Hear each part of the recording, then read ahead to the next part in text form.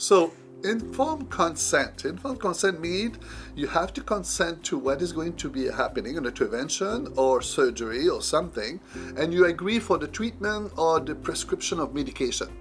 How would you know if you agree or not? Sometimes people said, okay, the doctor comes in and said, okay, I'm going to do surgery with you. Okay, and then he explained the surgery and he said, you understand? Yeah, okay, sign the form. Then he signed the form there. And he goes away and I'm like, okay, what did you understand from what he says? Well, he's going to do surgery. Okay, but what is the type of surgery? What type of stuff he's going to do? Well, he's going to do surgery. I said, no, you didn't understand. I said, this is a problem.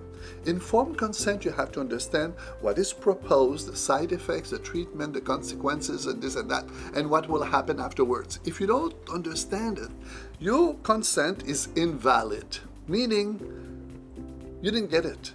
So if in one situation, the doctor do that and explain, and he leaves, and I ask the person, did you understand? If they say no, I have to get the physician. I will explain to them, what the doctor will do because I understand that terminology and so on. So I'll explain, do you agree with that or not?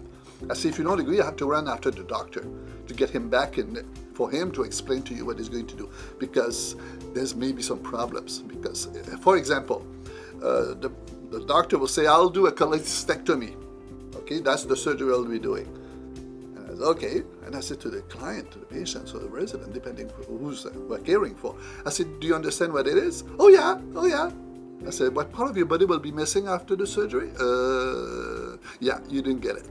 So I have to talk and explain what's going to happen. And a cholecystectomy is a gallbladder resection.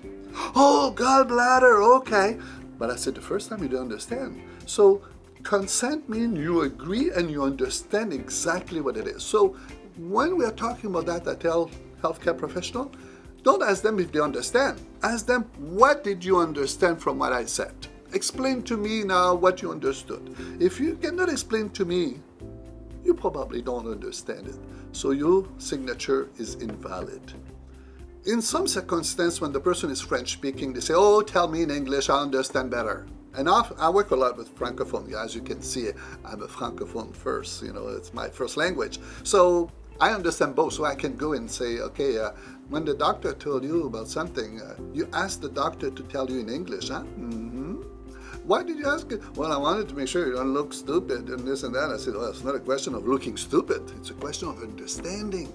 Cholecystectomy, you remember earlier we talked about cholecystectomy? If you don't understand in English, you don't understand in French. So we're on the same problem. So we need to clarify that.